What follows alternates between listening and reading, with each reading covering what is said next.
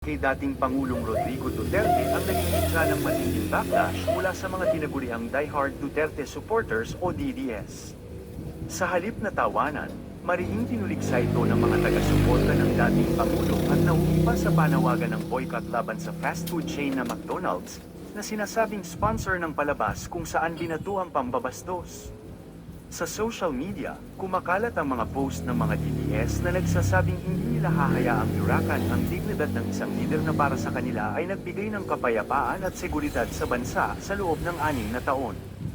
Para sa kanila, lampas na sa linya ang ginawa ng komedyante, hindi na ito birong pang-entablado kundi insultong tahasang tinatanggap ng mga Pilipinong patuloy na humahanga kay Duterte. Isang supporter mula Himoog ang nagbahagi ng kanyang naging karanasan matapos dumaan sa McDonald's. Ayon sa kanya, kinausap niya ang mga crew, nagpasalamat, ngunit idiniin na hindi na siya kakain doon bilang protesta. Giit niya, utang niya kay Duterte ang kapanatagan ng kanyang pamilya at 6 na taon na hindi niya kinailangang mag-alala para sa kaligtasan ng kanyang mga anak. Dagdag pa nito, mismong crew ng McDonald's ang nagsabi na ramdam na sa iba't ibang branch ang epekto ng boycott simula pa kahapon. Pagkatapos ng flag ceremony, dumaan ako sa McDo. Kinausap ko ang crew at nagpasalamat. Pero sinabi ko rin na simula ngayon, hindi na ako kakain sa McDonald's. Isa na akong nabawas na customer. Dagdag pa niya, utang ko kay Duterte ang kapanatagan ng pamilya ko. 6 na taon na walang takot ang mga anak ko sa lansangan. Habang binabastos siya ni Vice, kami na mga ordinaryong tao ang tunay na nakaramdam ng kanyang malasakit.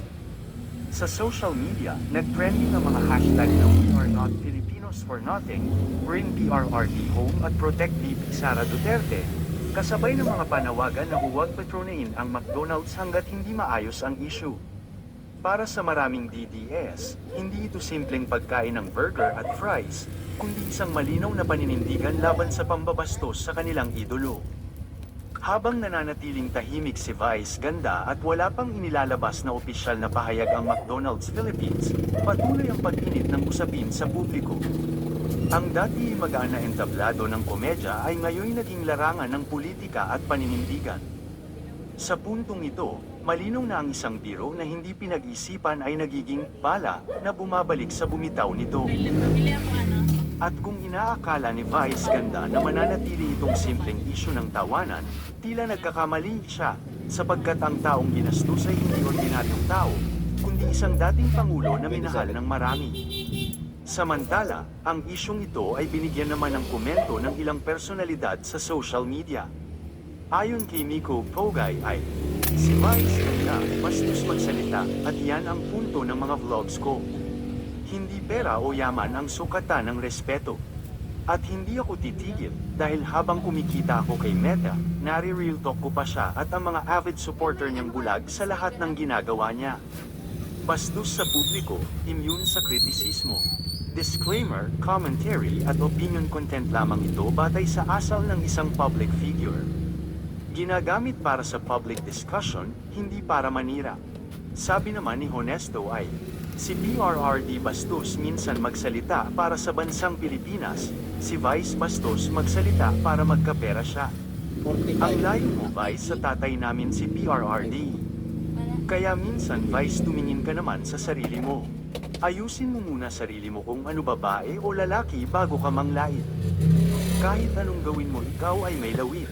Dagdag naman ni Wilson ay, sa pambabastos na bubuhay, huwag na rin siya magtataka kung babastusin din siya hanggang sa kanyang pagtanda. Samantala, habang abala si Vice Ganda sa pambabastos at pang-aalipusta kay dating Pangulong Rodrigo Duterte at maging sa buong pamilyang Duterte, napansin-pansin namang halos yumuko sa respeto si Joel Cruz nang hayagan niyang ipahayag ang kanyang pagsuporta kay Vice President Sara Duterte para sa 2028 national election.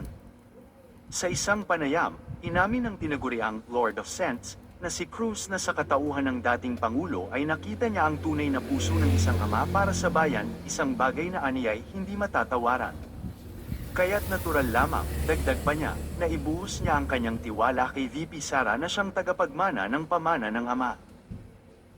E ano nga ba naman ang laban ng kredibilidad ni Joel Cruz? isang negosyanteng kumayod at nagtagumpay kontra kay Vice Ganda na umangat ang pangalan sa industriya sa pamamagitan ng pambabastos at panlalait sa kapwa. Sa gitna nito, lumitaw pa ang mas mabigat na alegasyon. Dating PDEA agent na si Jonathan Morales ang siyang nagsiwalat ng umano'y bisyo ni Vice Ganda. Isang pagbubunyag na lalong nagdagdag bigat sa mga batikos laban sa kanya. Ito naman ang isyo na binigyan ng komento ng well-known TikToker na si Edwin Matias Lane.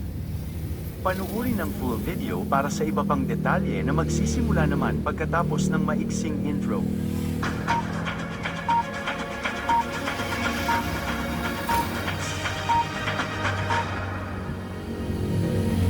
Parehong babaeng leaders ng magkalabang kampo. Laging laman ng mga balita, pero para sa iyo, sino ang mas mabango?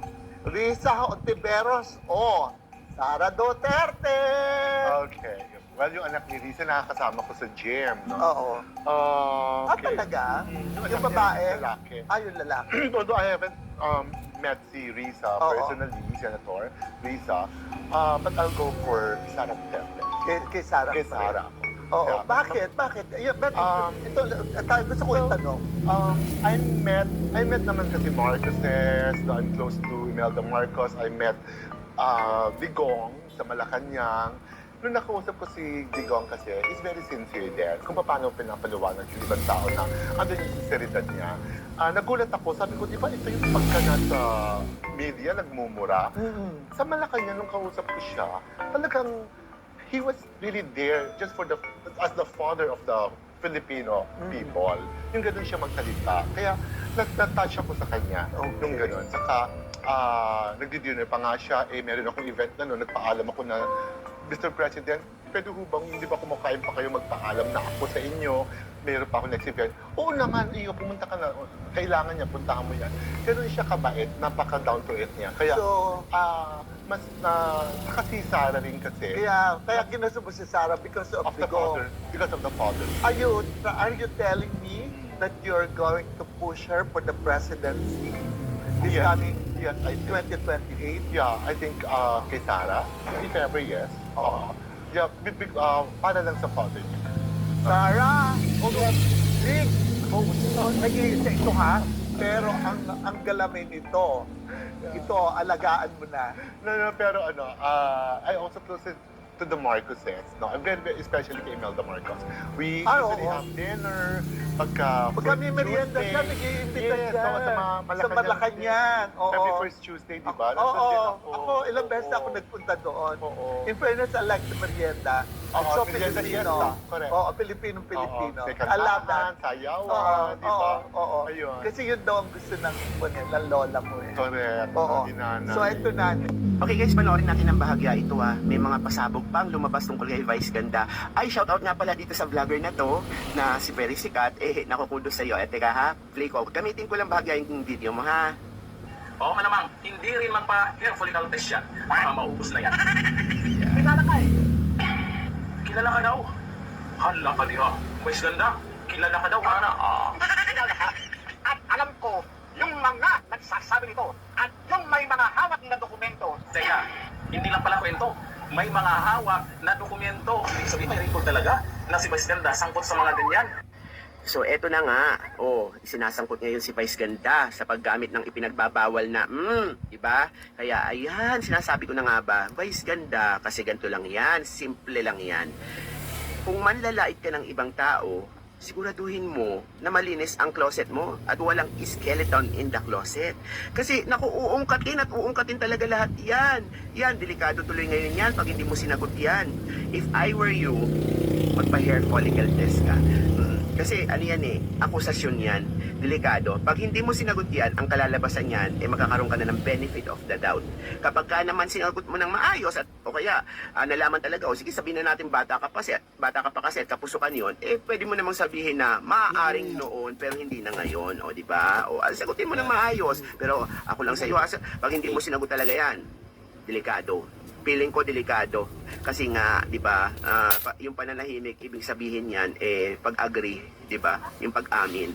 Okay din naman ko aminin mo kasi 'di ba syempre pag bata ka noon, kasi sinasabi naman nung bata ka sa obrero daw or something like that, nagkamali ka rin naman na dapa. Pero sana hindi mo na kasi kasi alam mo naman galit sa droga yun, di ba? Ayan, tuloy. O, nabingwit ka. Sana sagutin mo, Vice. Pinakamagandang gawin mo, sagutin mo. O kaya magpa-hair follicle test ka as of now. Kasi sigurado naman kung nung bata ka pa, kahit hair follicle ka ngayon, wala na yan, hindi na makikita yan.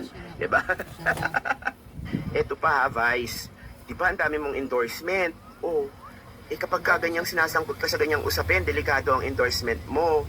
Kasi di ba ibang usapan na pagka bawal na,